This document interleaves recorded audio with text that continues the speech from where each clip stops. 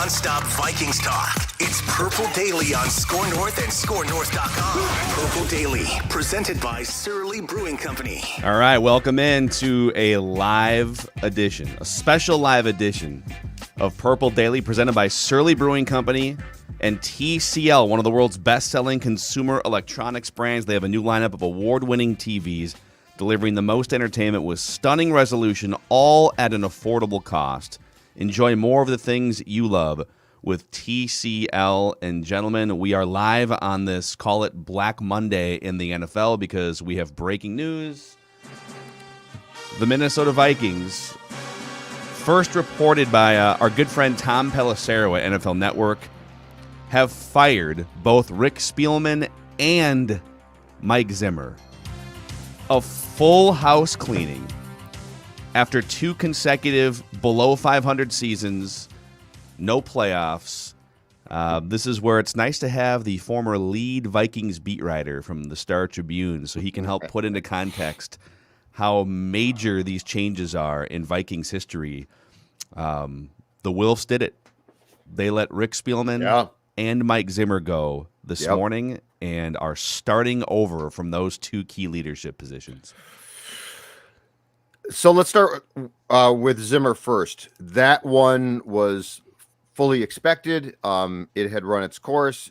No surprise. So that change was going to be made. And if you're surprised by that, or heck, upset, you haven't been paying attention to what is going on with the Vikings. The Spielman one to me comes as a big surprise. And I had heard that, at some point in time in the past few days, he had been actually offered a title. And yes, it was not going to be GM, but it was going to be, let's say for the sake of conversation, president of football ops. And that he was going to play a role possibly in bringing in his successor. And I don't know what transpired. I don't know if Rick balked. I don't know if the Wilfs saw the first half of the game on Sunday and thought, I don't know about this. I'm not sure exactly. But Rick Spielman being out the door, while him losing his GM title is not surprising, the organization electing to sever ties with Rick is. And so this does provide a complete clean slate. But yeah, I mean, this is more than I expected. I will say, I think for the direction that this team wants to go football-wise, it's probably smart now because here's my assumption, and this is the most important thing probably in this process right now. My assumption is they have a very good idea, and I don't know this for a fact, but it's just a guess, that they have a very good idea of what they want as far as the GM job goes. The coach job, I'm going to say probably not. I think they've got a list, and I think they've got people that they probably definitely want to talk to, Phil, and that they definitely like. But I think that they probably are at least set on a very small pool of candidates and have, I hope, started to talk to people privately about that GM job. And we'll talk about this throughout the rest of the day. The amount of it, by shaking this tree, the amount of things that are going to fall out is really interesting. I mean, it starts with Kirk, obviously, but it trickles down to really what we consider or have in the last few years to be the fabric of this franchise's roster. My guess, beyond like a Justin Jefferson and a few more names, anything goes now. Yeah, there's so much to unpack here. First and foremost, I think this is a really attractive job for a prospective general manager and a prospective head coach. There's definitely flaws on the roster and some big decisions to be made. Kirk Cousins and Danielle Hunter, the 2 biggest ones, both contractually and just their importance to the offensive and defensive side of the ball. But if you're lining up all these jobs, and by the way, also breaking news on this Black Monday, the Bears fired everybody. They fired GM Ryan Pace about 5 minutes ago. Yep. And they also fired Matt Nagy, that's been a death march for really the whole season. But when you start to line up the Jaguars job, and the Dolphins now have a head coaching job, and that's a good roster. Brian Flores got fired. They won like 8 of 9 games. So that's an opening Bears. But I think the Vikings are sitting at or near the top of both the GM and the coach lists when you start to look at the talent, the Justin Jeffersons, all of the weapons on offense. I think the Vikings have 2 franchise offensive tackles. They've got some interesting pieces on defense still. To put this into context, the Vikings, since the Wilfs took over, and they hired Rick Spielman shortly after. So Rick's fingerprints have been on this organization's front office and drafting strategy and personnel department for a decade and a half. And the Vikings average 8 wins over that stretch. A lot of franchises, the Detroit Lions, the Houston Texans, the New York Jets, would die to have an average of 8 wins over the course of 15 years. But the Wilfs drew a line in the sand and said, 60 years. We've done everything as a franchise for 60 years.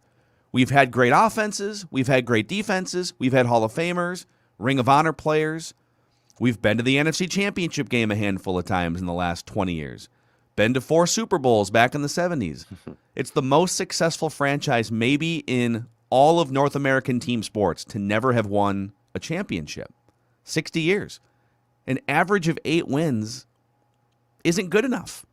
It's not. Like, I know you're going to have down seasons, and I know that it's not realistic to expect you to win 11, 12, 13 games every single year like the Patriots basically did for 15 or 20 years. But I just don't think you can't just hand out stability because stability.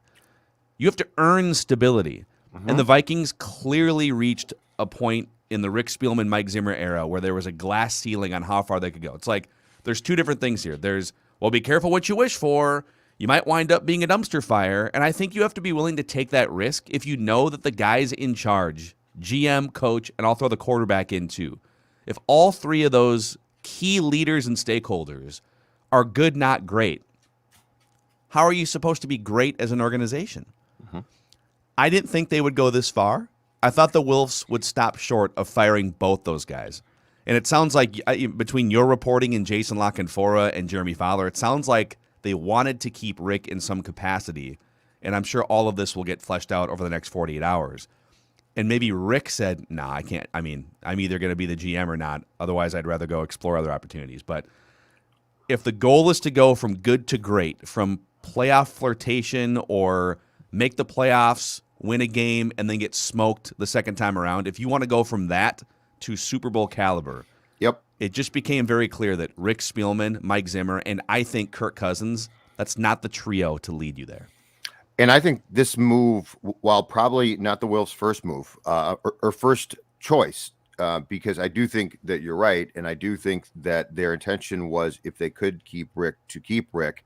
I think that this is the right move, no matter how they got there, because as long as Rick stayed, if Rick was involved, the perception was still going to be it's sort of Rick's show. And you also, in my opinion, might have just opened up this job to more potentially really good GM candidates, because you're right. This is a really good job. New stadium, new practice facility, some really nice core roster pieces. Like, this is a really good job. This is as far from a opening with at a dumpster fire organization as you can possibly get. It's not that. But I'm sure, and there's a possibility that the Wilfs had behind the scenes talked to some people who said, if you're going to keep Rick, I don't think so. Because I mean, the perception is going to be he's going to be looking over my shoulder continually, and that's fair. That's probably true. The other thing I think, and we both talked about the fact that the Wilfs deserve criticism last week if they went down this road. The other thing where I think you have to give them credit for prioritizing wanting to win a championship over the almighty dollar is this one. Rick Spielman and Zim, and now this was a mistake, but it's still a fact. After the 2019 playoff win against the Saints and then lost to the Niners, were both signed to extensions for 3 years that run through 2023. And so you are now paying 2 people not to work very handsomely, I am sure. Yeah. And so we both said, hey, if that impacts this, shame on the Wilfs. But the flip side is true now this morning. They just are going to have to write 2 very big checks for people to go away and then to bring in a new coach and GM who aren't going to be cheap. So this is really a move that makes it very clear, and good for them. They are prioritizing pursuing a championship over trying to save their own cash. Yeah, I mean it's well, their loyalty is to the fans. It's not to oh, we don't want to upset Mike Zimmer, or we really like Rick Spielman. I mean, Rick Spielman, if you've decided that he's just not good enough as a general manager or a culture setter, if he's whiffed on too many first-round draft picks, then it's a tough move. You've got a 15-year relationship with this guy, and they have had a lot of stability in the front office and with the head coaching position. I tweeted last night. I want to address this real quick because it was a tweet that got some traction. You know, at the end of that game, I tweeted "good riddance" to Mike Zimmer. It's been a good 8-year run, but good riddance to Mike Zimmer. And I got a lot of blowback about, well, he deserves more than just a good riddance, Mike Zimmer specifically. And I just want to say, like, I spent probably 4 or 5 years defending Mike as one of the top 7 to 8 coaches in the NFL. I think there was a time when Mike Zimmer was legitimately one of the 5 to 7 to 8 best coaches in the NFL.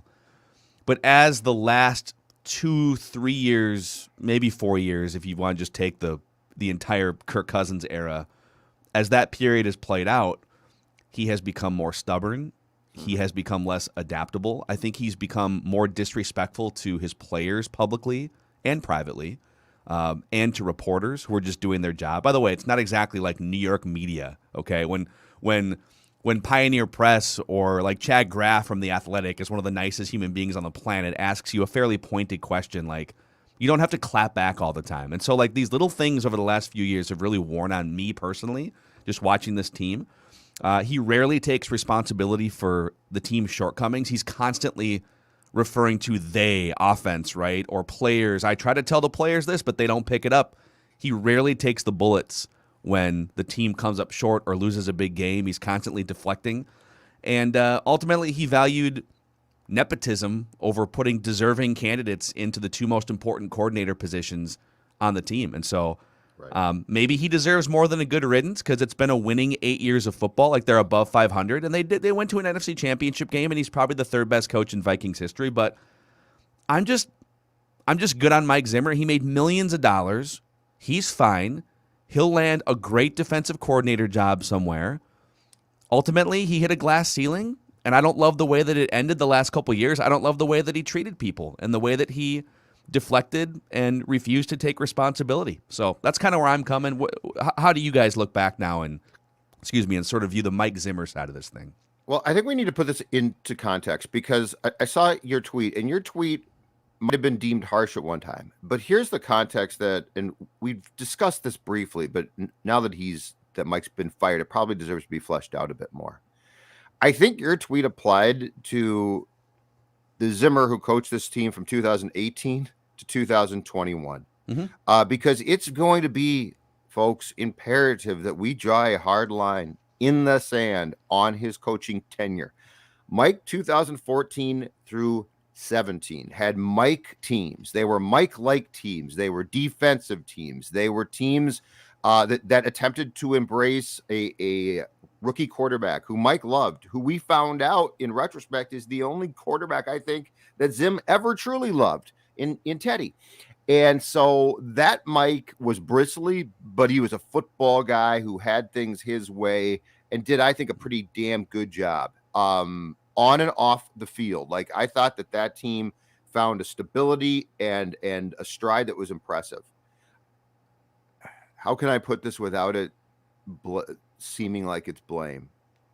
When the Kirk year started, and this is not all on Kirk, but when the Kirk year started, everything changed.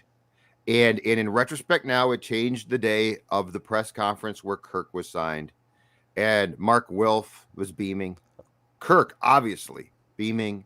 Rick Spielman, I got us a quarterback. I finally got us a quarterback. Mike, I got you your quarterback. Mike, what's going on? And Mike's in the corner looking like his dog has been shot. Mike's wondering when Sheldon Richardson's showing up in an Uber. No, right? He had Sheldon in a back room and ran off to talk to him. But anyway, that was obvious that day. And we talked about it, and it was sort of funny. In retrospect, it was a 100% reflection of how Mike felt. And by the time that we got to the last 2 years, and especially by the time that we got to after a victory over Chicago on Sunday, and Mike was clapping back, and Mike was miserable, and Mike's life, I mean, Mike looked like he would rather be any place else. I think that's the Mike who you said good riddance to. And so I think your reaction to what we saw this season and just in a small nutshell yesterday is justified. That person was miserable. That person needed to go. I don't know if he would have quit, but that was clearly somebody who no longer enjoyed a job that he once loved. And so I think it's completely fair. Yeah. And ultimately, I think the story of the day, guys, is going to be, as we talk about Mike in particular, because he's the coach, but the story of the day is going to be Rick being fired and the fact that the GM job, which we thought would open but would have Rick there, is not there, because the relationship, in my opinion, between the Wilfs and Rick was far stronger. Like Mike was, I think he was brought in by Rick, and I think the Wilfs loved him, but Rick Spielman was a guy who came in after the Fran Foley debacle, stabilized things a lot, did a lot of good things as far as the Wilfs were concerned, and I always joked was their football friend, right? Talk more about football, Rick. This is great. Tell us more about football. And so that's the move I think that really is catching people by surprise. And that's the move now where it becomes a very interesting dynamic in that the Wilfs need to get this right. I agree with the move. And now the next move is probably, arguably, the most important move that they will make in their pursuit of a Super Bowl. Yeah. And you do wonder how far down the road they are with, if they're starting from zero today on a new general manager, it worries me because I don't think they are. Because I don't think they would just throw away a 15-year relationship and partnership with Rick Spielman on the Monday after the season ended and say, all right, now what, right? I'm fairly certain they've done some research, some back channeling, and maybe even have had some conversations on the down low. You know, we may not know.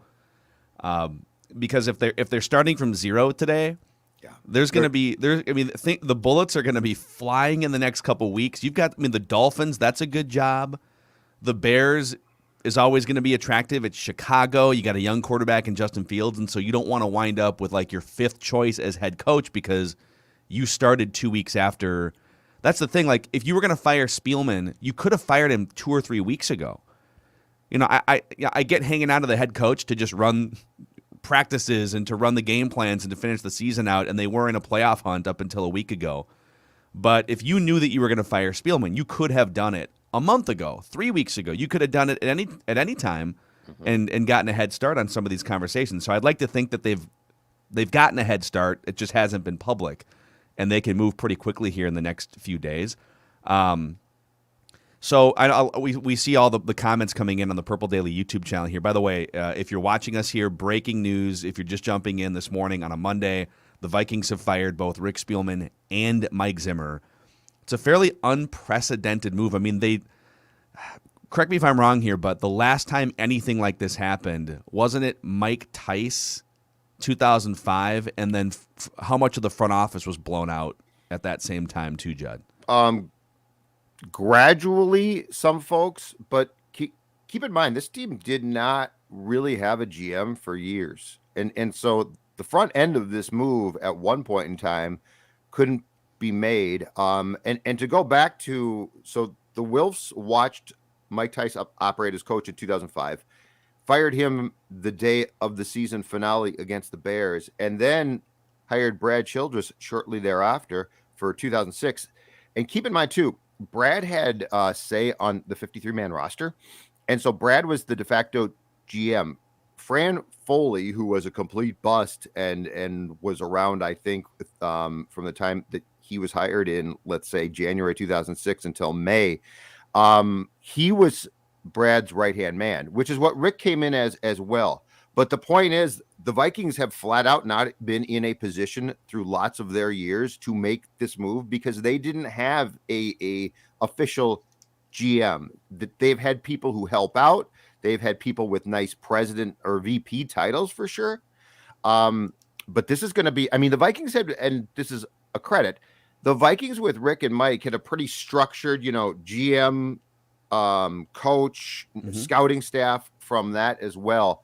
And now, to your point, Phil, the question does become, what are the tentacles of the fallout going to be as far as that staff goes as well?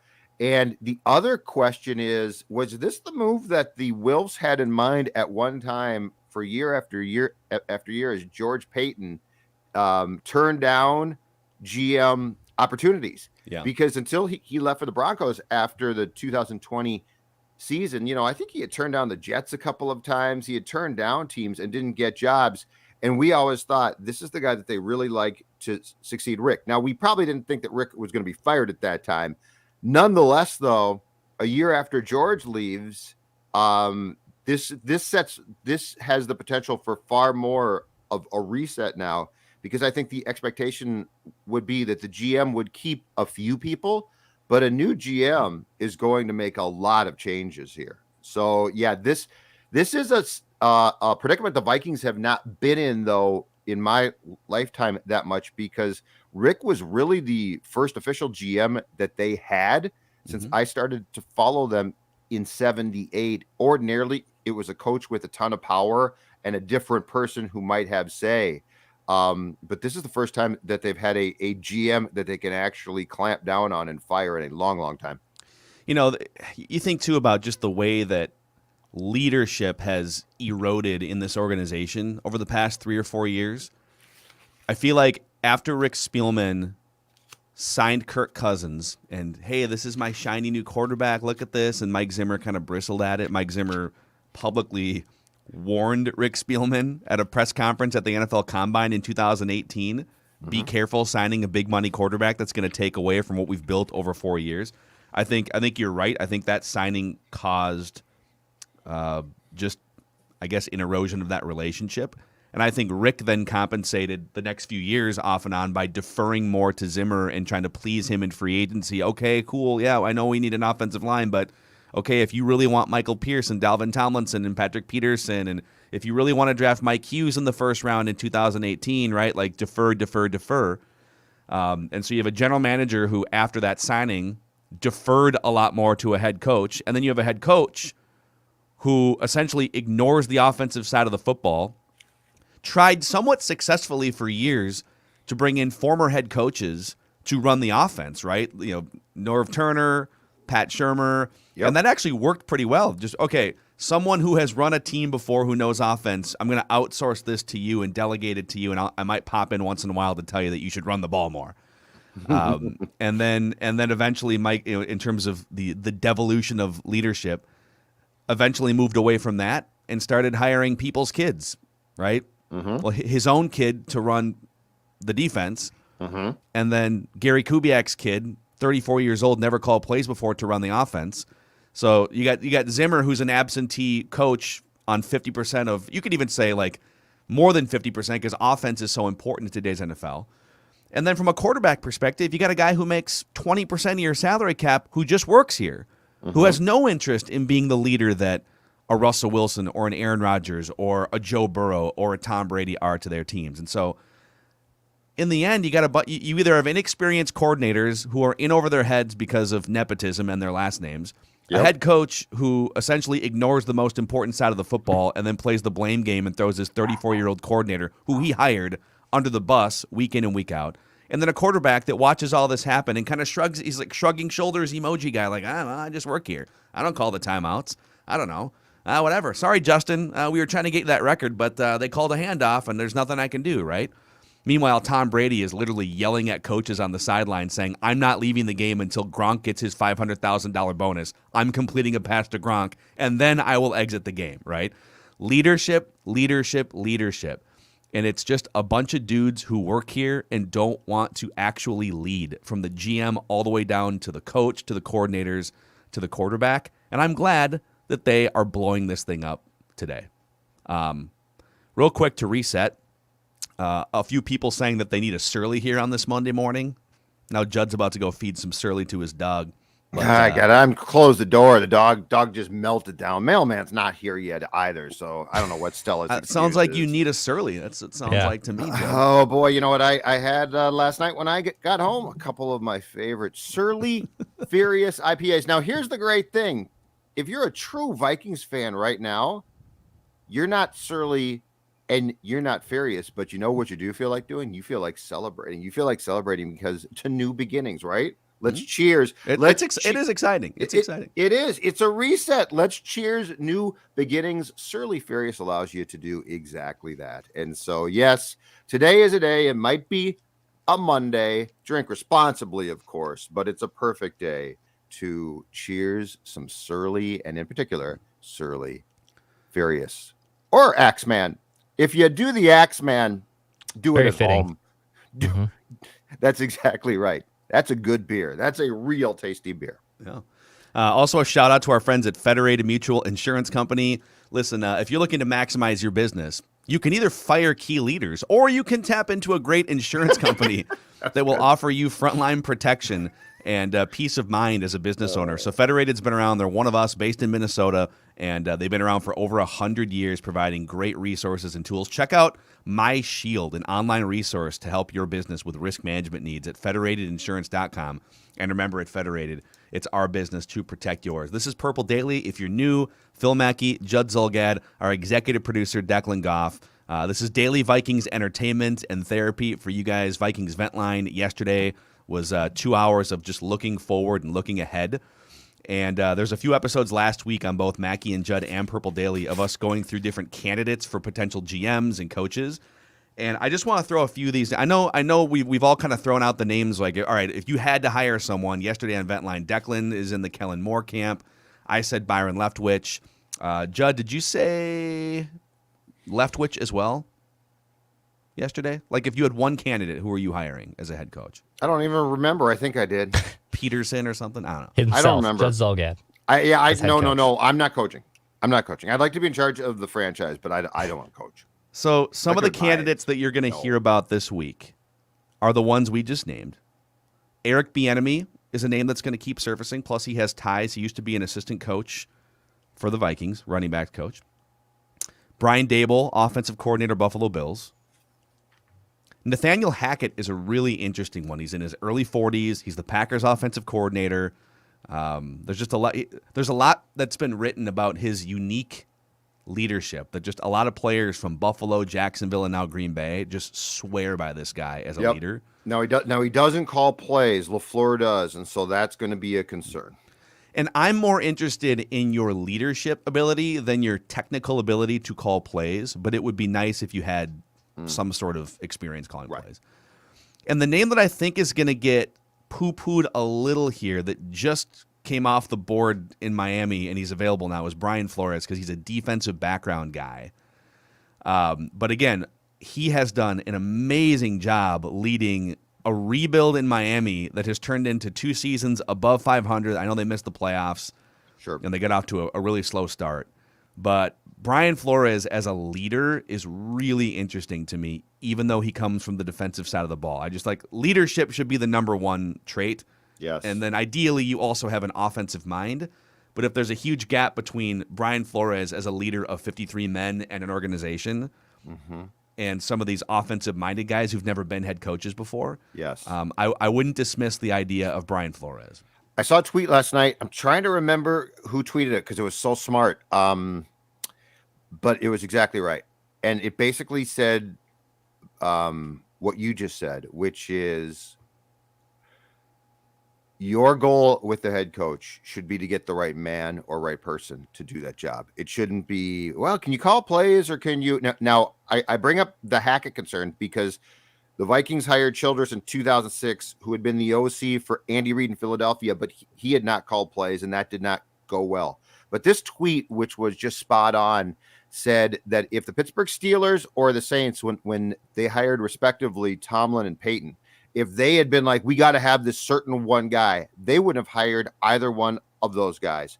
And Pittsburgh is a great topic because they literally were trying to fulfill the Rooney Rule. by talking to Mike. I believe that the expectation was that it was a former lineman for them was going to get the job and replace Bill Cowher, and they had to talk in their minds to Mike to fulfill an obligation, and he came in and knocked their socks off. Now, what's so impressive is they didn't say, well, yeah, he knocked our socks off, but he's really not our guy. I don't know about this.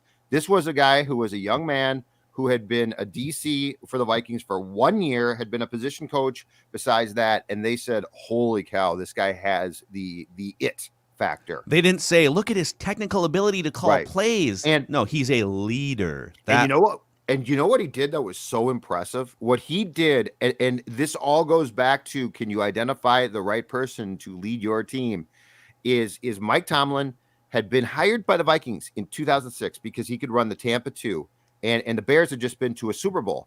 And the Wilf said, we want someone who can run the Tampa 2. A year after that, Mike gets the Pittsburgh job, and Dick LeBeau, who runs a 3-4, is the DC in Pittsburgh.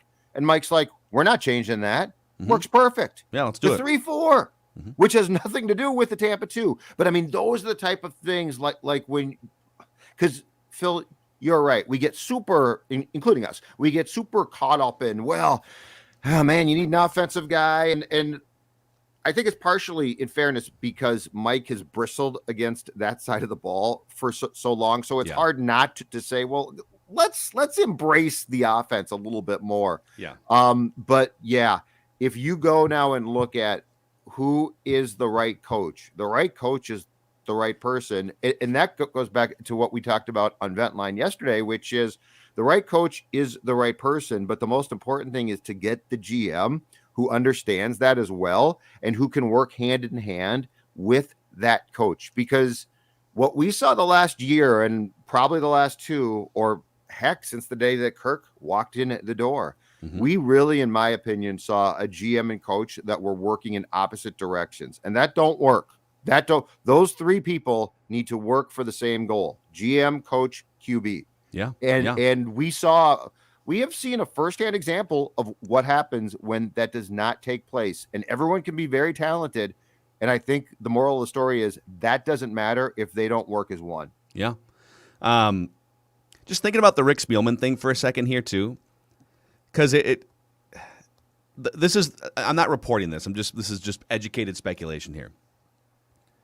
If the Wilfs lost enough faith in Spielman to want to move him out of the GM role and into whatever sort of advisory role with a cushy title, president of football ops, but you don't really run the day-to-day. Like if their determination was, we have lost faith in his ability to run personnel and build a roster and draft and all these things and fix the offensive line, identify a quarterback, then they're probably thinking, well, then why would we want him involved in finding whoever that is? And we can't tell him that he can't be involved, because then what would be the point of him even having a job in the organization, right? Like, Rick, okay, we're going to move you out of this role, and we're going to make you sort of you're going to be the president of whatever football things and ops, but we're going to have you stay clear while we hire the new general manager. Then what's the point, right? And I'm sure as they were fleshing all this out over the last few weeks, I'm sure that was part of the discussion. It's like, well, okay, we've lost faith in him. Let's just admit it. And if we've lost faith in him, then why are we bending over backwards to try and find some other role that we think he could fill but not really like have influence anymore? I mean, think about that high wire act and tap dance. It's a lot less messy if you just say goodbye to Rick Spielman and Mike Zimmer. Now, it's risky because, yes, I know there's a lot of Vikings fans that I think lose sleep over, well, what if you turn into the Lions? Could you whiff on a GM and find someone completely incompetent? Could you whiff on a head coach and this thing could erode and players could age and you whiff on draft picks? Like, is there a risk that you could wind up being a 4-win team for a few years? Yes. Now, the franchise has never really had more than like a couple years in a row of really down play, right? Like, they've never had a 7-year stretch of just doldrums football, which is kind of amazing for a franchise that's been around since 1960. But I'm willing to take that risk. You have to take that risk if you want to win a championship. So I'm down for it, but I think that was part of their logic, which is, well, I mean, if we've lost faith in Rick, What's the point of this exercise of trying to move him to some other place in the organization? It's been 15 years. Thanks. And I think that the Wilfs made a very head-scratching move after the playoff year in 2019 because, to go back to that Saints game, if Mike had lost that Saints game, there was real steam. This was not made up that Mike was going to be traded to the Cowboys or fired. The head-scratching move is, why did they give both of those guys 3-year extensions that started the next year? Like that was surprising. 2-year extensions maybe, but 3 years was a lot of trust, and it's going to cost them dearly. But I think where the Wilfs potentially, or where Rick lost the Wilfs potentially, is this one. The Kirk Cousins shot in 2018, I will always, in a weird way, defend. Because you took a shot. You couldn't find a QB. You had a team that was a step away from playing host to a Super Bowl. And that team had a lot of guys back, and that team looked pretty damn good. And that team did not have a quarterback. And so the Cousins shot clearly did not work, but I get it. But I think where Rick probably had the will say, come again, was to extend Cousins by 2 years, which now is a contract that will run through 2022 at $66 million, pretty much guaranteed again, and to go down that same path with a guy who clearly was not working that well. And probably most importantly, because I can hear the folks right now. Well, no, what do you mean? Cousins was working great. His stats are great. Shut up. It's very clear was not on the same page with his coach and certainly was not embraced. Incredibly important to remind people that this was the first year, 4 years in, that the head coach and the quarterback sat down for 45 minutes a week to talk. Incredibly important to remind folks that only came because of the moment at which Mike essentially melted down on Kirk. And I was told that there was a screaming match when Kirk wouldn't get vaxxed. And that first time that he was put in the protocols because he was exposed. So the relationship only got stronger because the hate got stronger. And ultimately to a behind the scenes thing that probably won't be explored a lot, but I find to be a very interesting dynamic of this entire conversation is, as much as Mike and Kirk butted heads, and as much as they, I think from a football standpoint, had nothing in common, as people, very similar. Mm-hmm. And who do you not want to marry? Your personality twin. Like Dawn and I are good because she don't like sports that much. That's awesome. That's great. If she likes sports, at first it'd be like, this is great, let's talk about the game. And eventually I'd be like, can we not talk about games? So Kirk and Mike are very similar and share similar traits. And I think that caused as much, Phil and Dex, as much of a problem or more than what they didn't share. Because they both saw the common goal as being, I think, starting point, how do I get my way? Not what's best for the team. The Vikings just put out a statement here. I have not read this. I'm just going to read it as I read it here to you guys.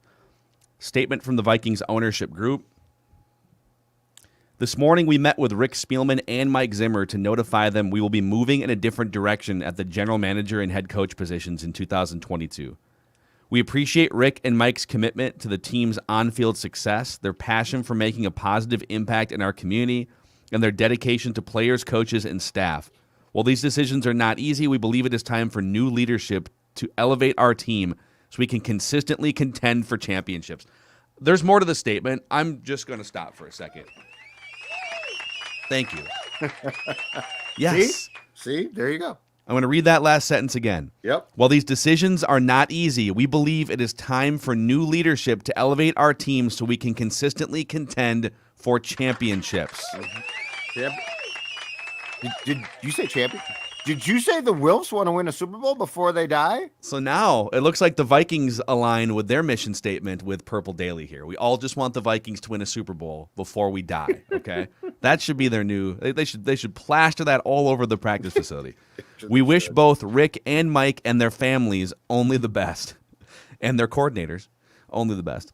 Our comprehensive search for a new general manager and head coach will begin immediately and will be led internally. We are determined to have sustained success and bring Vikings fans the Super Bowl championships they expect and deserve. Thank you, Wilf family. Which member of this show typed up the statement? Declan, did you take? I could not comprehend. Last Grammatically, I could not. They would never trust me with a statement like this. There would have been more it's typos Phil. in here if it would. Yes. Phil, was this you? I mean, this could easily have come from. Like we wrote it. Could easily have come from the show. Just saying.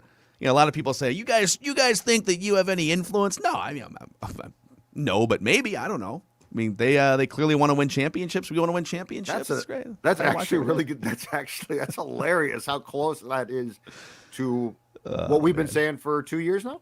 Yeah. Now, it's one thing to say it, but you got to go find the right people to lead the front office and to coach and whatnot. Correct. So, what would you guys do now? No, I know what you guys would do. What do you think will happen with Kirk Cousins? Oh, I think the new GM and coach are going to be, because there's time. Like you can't officially trade him till March. I think the new GM and coach are going to come in and take a long, hard look. Let me put percentages, okay?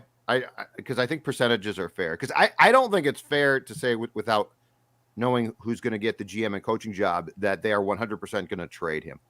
My percentage is this. I think that there is a 20% chance he's kept and extended, because with his current contract, he is not just going to play. I think there's a 20% chance that he is kept and extended. I think there is an 80% chance that he is traded, that the Vikings have to probably pay a little bit of the contract themselves, that they still save significantly towards the cap, and that ultimately Kirk Cousins is traded to a place where Kirk is going to get an extension and an introductory press conference at which they're going to roll out his stats and box scores and say, and we can fix what's wrong. We're going to a Super Bowl. The Cleveland Browns are going to a Super Bowl. So Dex, I think that there is an 80% chance. I think there's a very good chance, because I think if you do your background work on Kirk, you're going to find that he is going to be known post-career as a guy who was probably a coach killer, and B, as a guy that is not mentally wired to win. It's my 2 cents. I would put it at 50% he stays and 50% he's traded or moved. I think it's a far assumption to assume 80% that he's moved. I think probably honestly the outside perspective of Kirk Cousins is not as harsh and is not as looked upon like the way we do. And I think if a offensive minded head coach comes in here, he's going to look at Kirk Cousins and say, all right, yeah, there is some flawedness to his game, but he's a consistent 4,000-yard passer. He hasn't turned the ball over. He has been in the league a long time. I want to work with this guy. I don't want to bring in a rookie. I don't want to have to deal with a stopgap option. I have the guy right there. Now, can I get him to restructure that contract, smooth things out, make the roster being built out from there? That's what I think that head coach would want to do. So I think it's 50-50. We have to figure out who the new GM and who the new coach is before we just assume right now that he's going to be traded. See, I think the rest of the league, for the most part, looks at Kirk Cousins as kind of a joke, kind of a fake franchise quarterback, and a coach, a coach killing type quarterback, especially with that contract. Yep. I mean, Michael Strahan making picks the other day on the Saturday pregame show, I think it was, or maybe it was whatever, one of the pregame shows. Maybe it was yesterday. Literally it was yesterday. Referred to him like, they all laughed like, oh, regular season Kirk's going to show up today like he's a laughing stock. Not that he's like a Mitch Trubisky laughing stock, or pick your like a Mark Sanchez laughing stock, but he is a franchise quarterback laughing stock.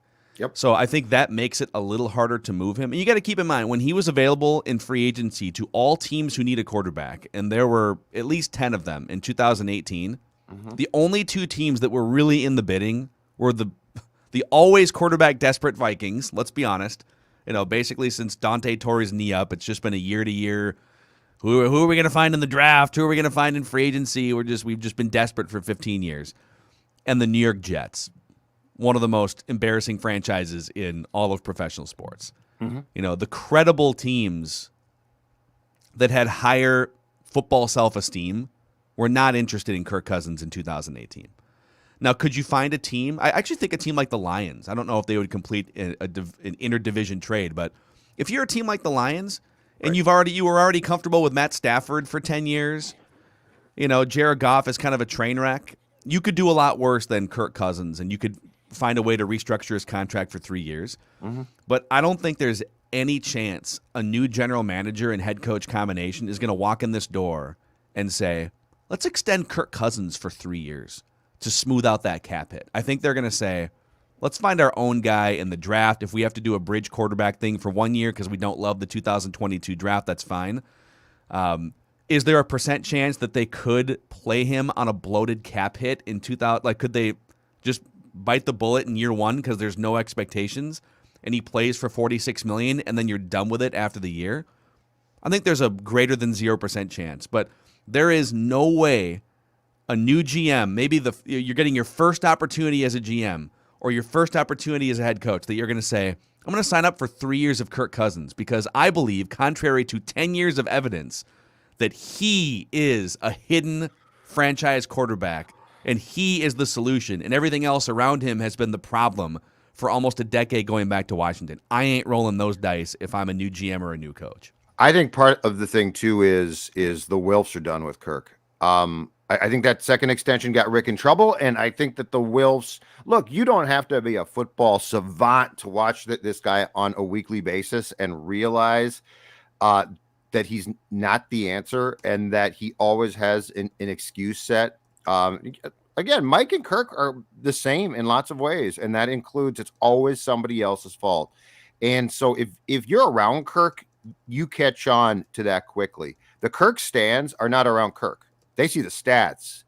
They see the spit-polished image of a guy who's playing the role of a quarterback. What they don't see is the excuses continually and how it's not his fault and how teammates don't gravitate towards him despite the fact he plays quarterback. So I think it's very important to keep in mind the Wilfs, I believe, are going to be set to move on from Kirk.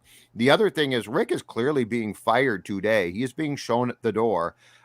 If you had to pick like the top 3 reasons why Rick Spielman was fired on Monday, one of those was failure to find a quarterback. And the Wilfs are going to talk to GMs, and I guarantee you one of their first questions is, how do you go about identifying a QB? This franchise, since the Wilfs bought this team, Phil, in 2005, this franchise has never had a franchise quarterback. They've had stopgaps. Brett Favre was fun, but that was the football equivalent of a one-night stand.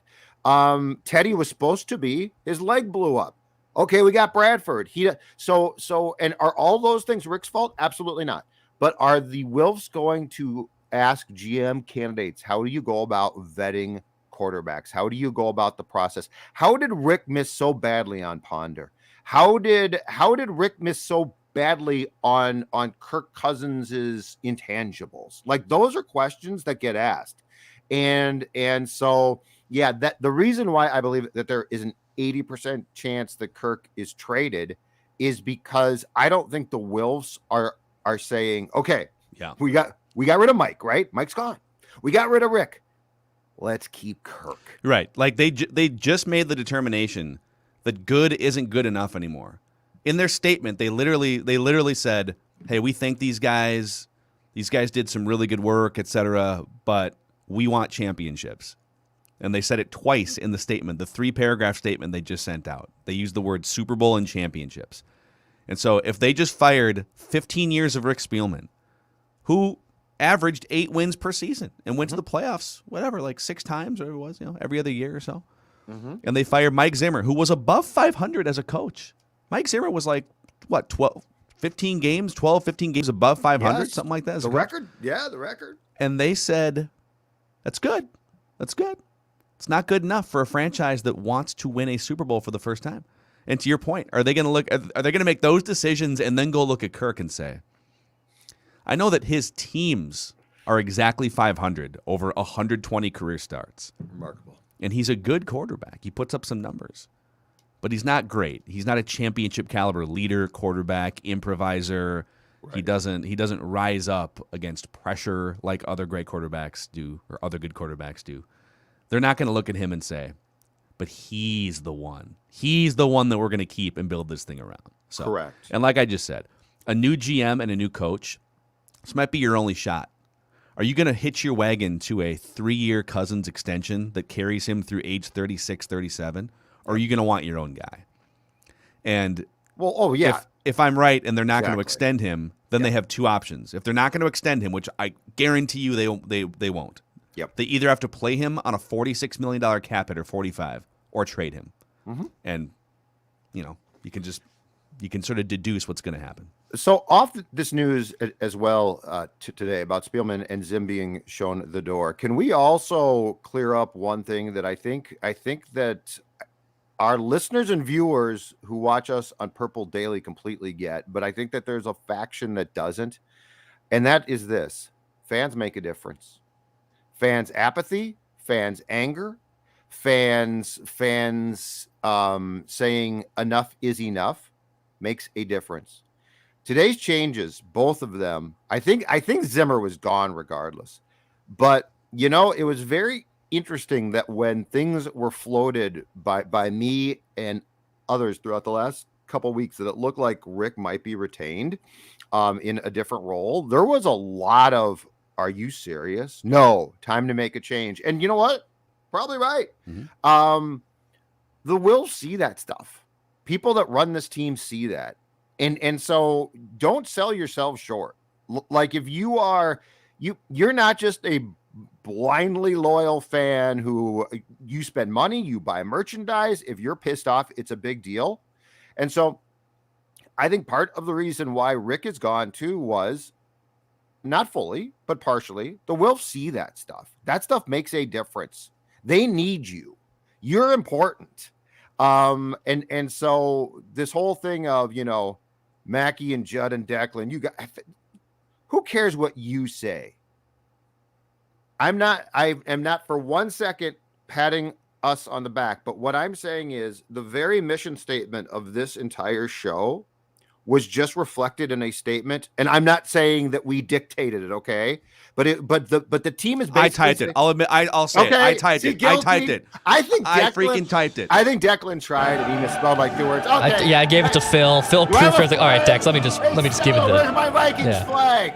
Stella, get the Vikings flag in here. But anyway, this team just put out a statement that is the mission statement of this show too, because what you guys think and what you care about isn't far from what the team thinks and cares about as well.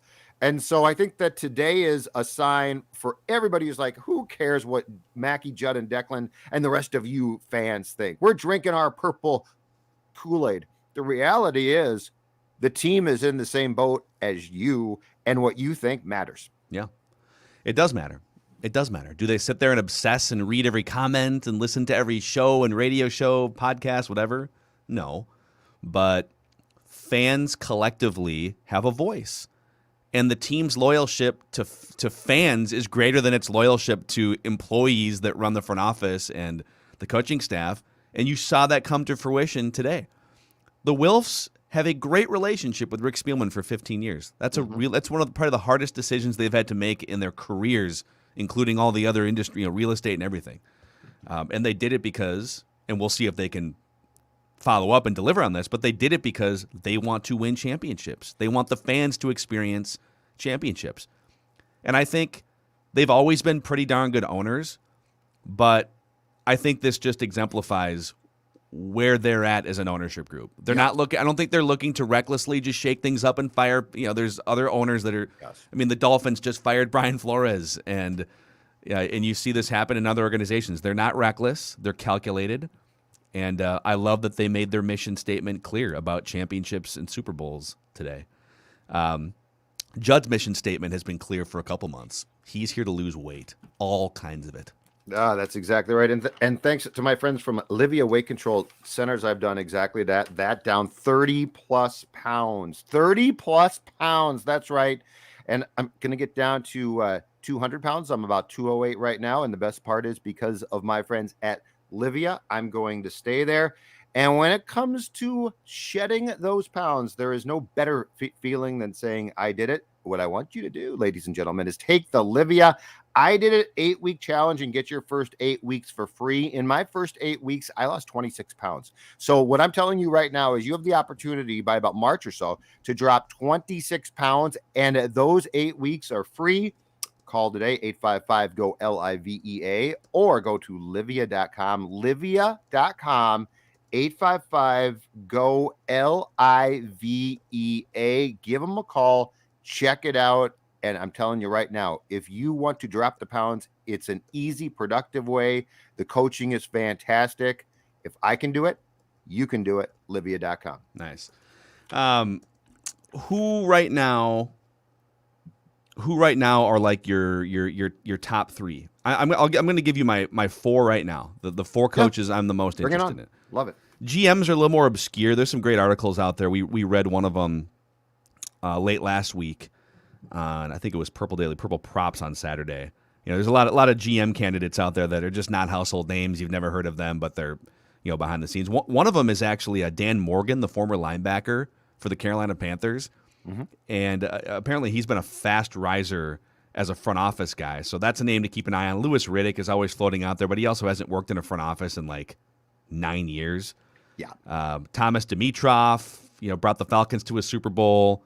Built a pretty good team there. So there's some names here. But on the coaching side, here's where I'm at. Here's my list of four right now. Brian Flores. I don't care that he's a defensive guy. I think that dude is a great leader. I think that team for 3 years, even though they're kind of in rebuilding mode in Miami, that team went to die for Brian Flores. And I wonder what happened. I wonder what happened there, too. I don't know, Schefter man. said something about his relationship with people in the organization. Okay. I mean, that's not exactly the most functional organization historically, too. Yeah. So I wonder about that. That makes sense, though. But they won like 7 games in a row this year and went 2-0 against Bill Belichick. Like, there's a lot of good things happening with Brian Flores, and he's going to get a job probably this year if he wants one. Byron Leftwich, Doug Peterson, because Doug Peterson's the only one who's actually won a Super Bowl, right? It wasn't that long ago. It was less than 5 years ago. Yeah. And the more I hear about Nathaniel Hackett, he's on my list of 4 right now. Interesting. There's more than 4 out there, obviously, but those are the 4 that I'm the most interested in. Brian Flores, Byron Leftwich, Doug Peterson, and Nathaniel Hackett. Interesting. Okay. All right. Well, I'll start with GM candidates that I think are on the list. So I think that these guys, because there's a big list of guys who, are prospective candidates who get thrown out by the quote unquote insiders, but I'll start with a few names that I think are on their list. All right. Ed Dodds is the assistant GM for the Colts.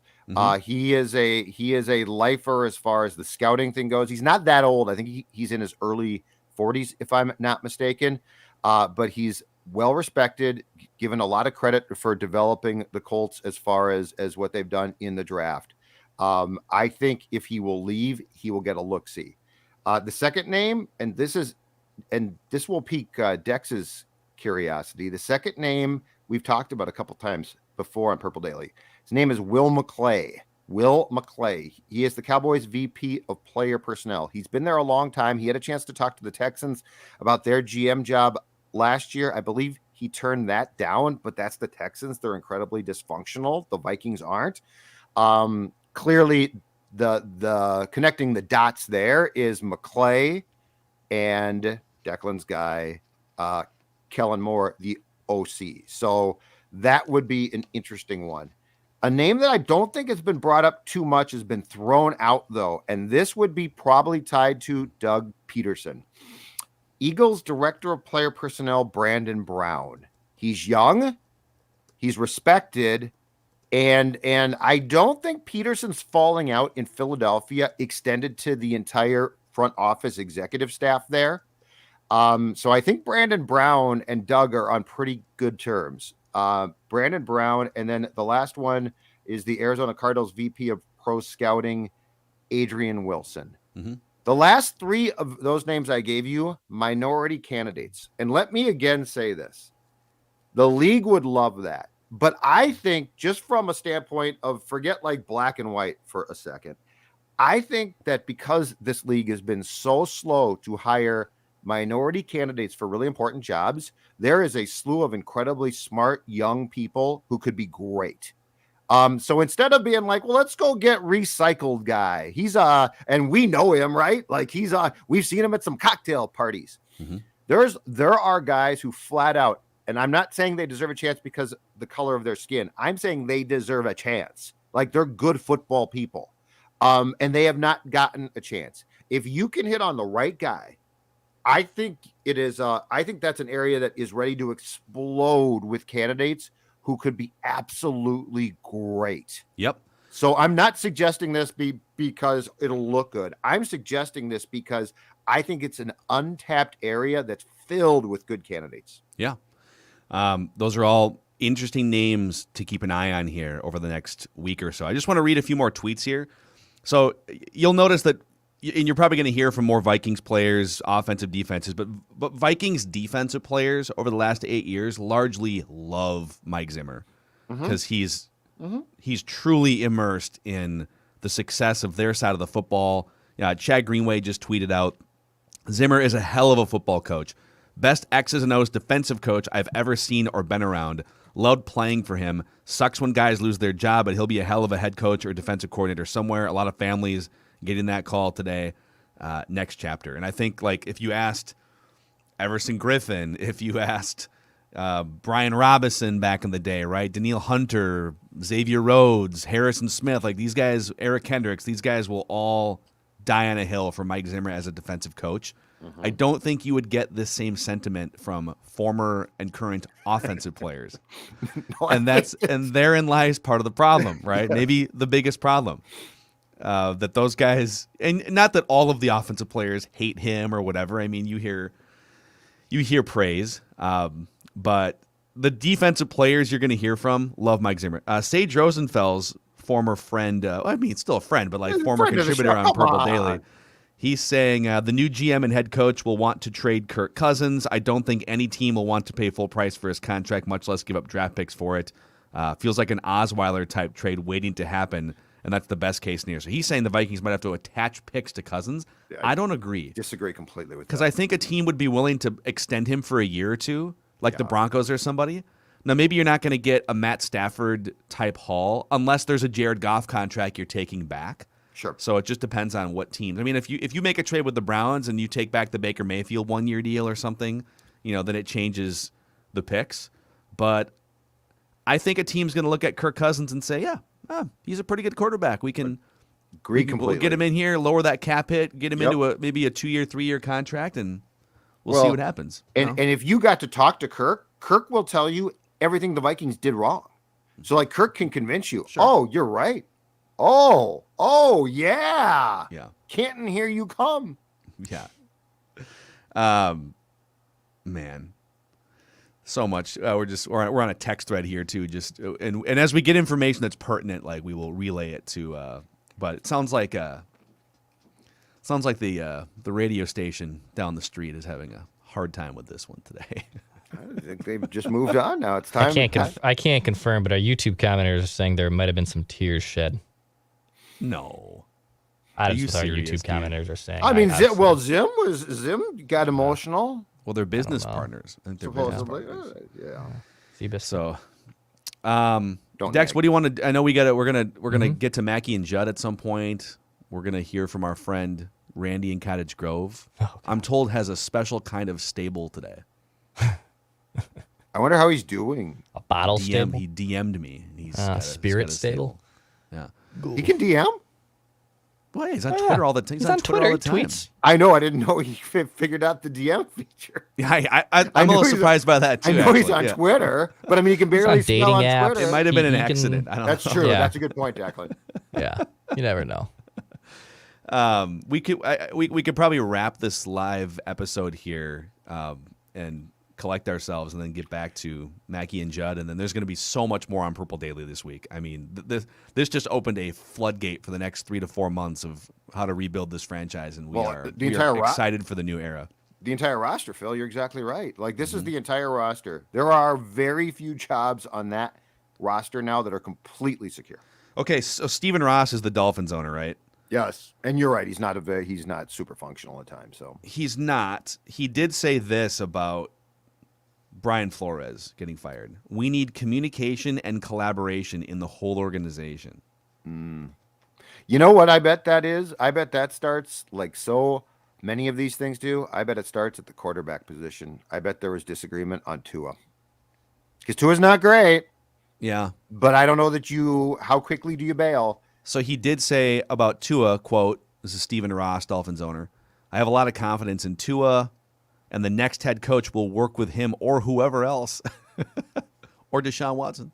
Yep, yeah, exactly. But think about this, like the Vikings, and the reason why are you guys talking about the Dolphins? Because Brian Flores got fired, and he's a really interesting head coaching candidate now that the Vikings are looking. But this opens up every door. Like any quarterback door you can think of is open now. Oh, the GM job. Yeah, because the GM job too. Any draft pick door is open. The other thing too is what we haven't seen in really like 15 plus years is a new GM might come in here and want to get frisky in the draft and move up 10 spots or something. Like, that's like Rick Spielman. No, you can't do that. If you don't walk away from the draft with 14 to 16 picks, you've had a bad draft, and you never move up. Even if 90% of them are fifth round or later, that doesn't matter. I just want to see if they can get a guy in here, GM wise, that can identify quarterbacks. Because guys, in your lifetime, this franchise beyond Dante for a tick has never identified what I think you would consider a franchise QB. Right? They never have. It's awfully disrespectful to what if you had an Case 8 to Keenum 10 and to Matt Castle? What if you guys had an 8 to 10 year run of the same quarterback? Like what if you hit the age of 50 and it's the same quarterback? Well, if you signed Cousins to an extension, you could get that 7-8 year run with the same quarterback. All you do is rip him though. Guy just puts up 4,000 yards every year. Now.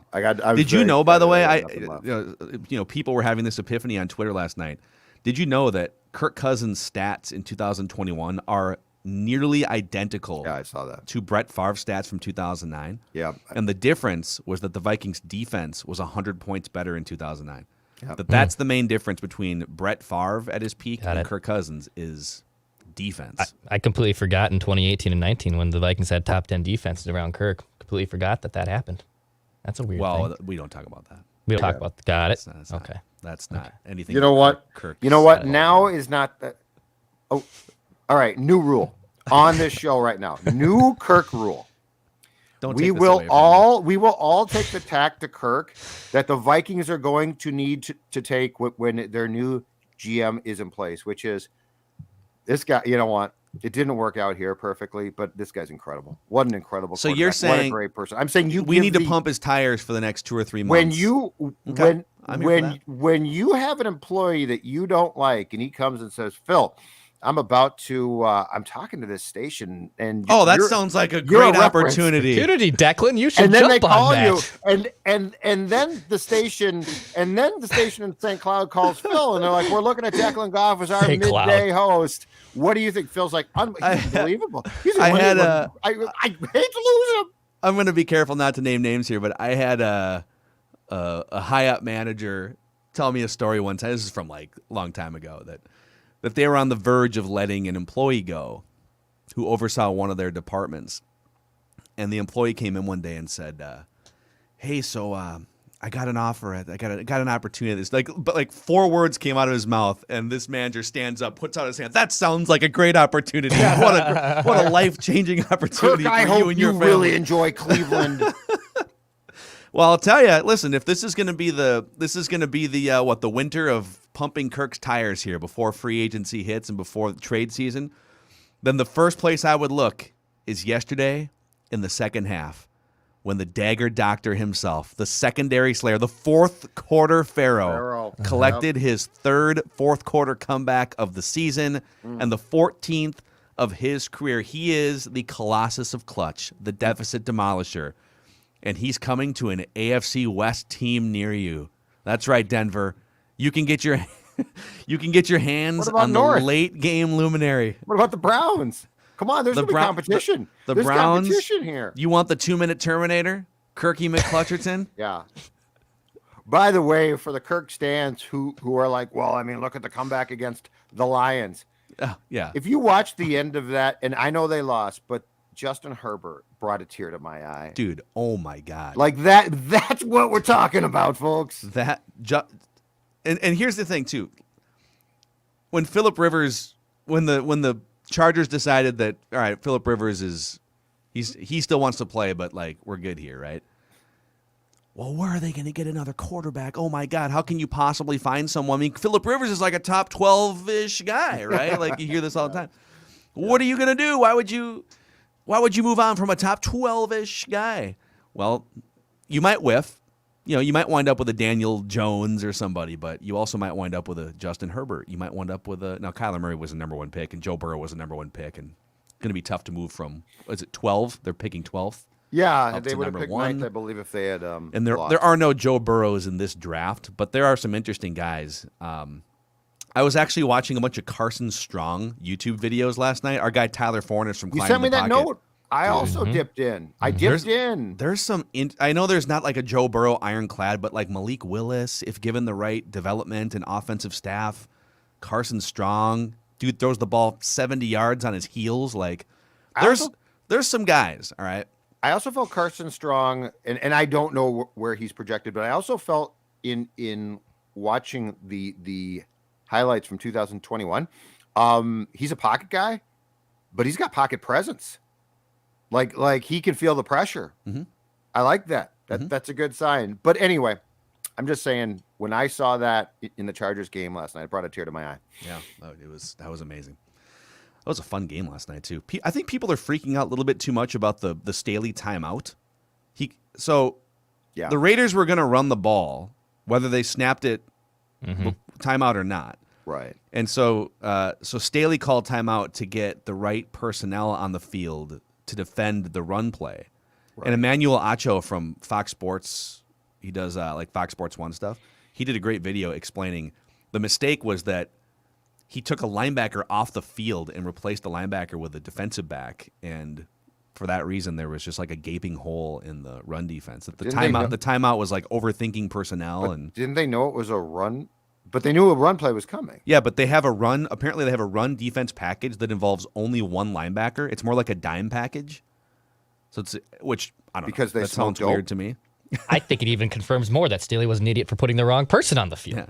Yeah, I was going to say that's more damning than anything. Yeah. Rex Ryan blew a give gasket me the dime bag for the ESPN. dime package. Oh, I'm so high. Who's got some Cheerios? Let's put another guy out there. All right, let's wrap this. We have so much more. Alex Boone's going to join tomorrow, and we'll get realistic Randy's thoughts tomorrow. And we thank you guys for sticking with us all throughout the season. This is a new era of Vikings football going forward. Rick Spielman out, Mike Zimmer out. It was a good run for both guys, but as the Wilf said in a statement to fans today, good's not going to cut it. They want championships. They want Super Bowls, just like we want on this show. We want the Vikings to win a Super Bowl before we die. All right, for Judd, for Dex, Phil Mackey, see you guys tomorrow.